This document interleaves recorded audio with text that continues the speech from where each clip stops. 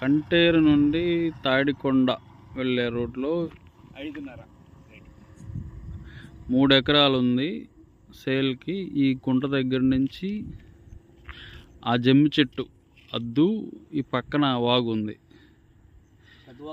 పెద్దవాగు డొంక అంటారు.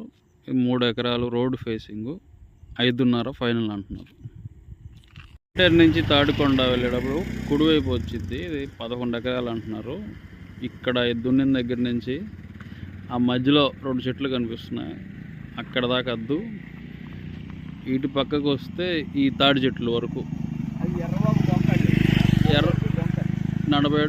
ఎర్రవాగు డొంక అంటారు.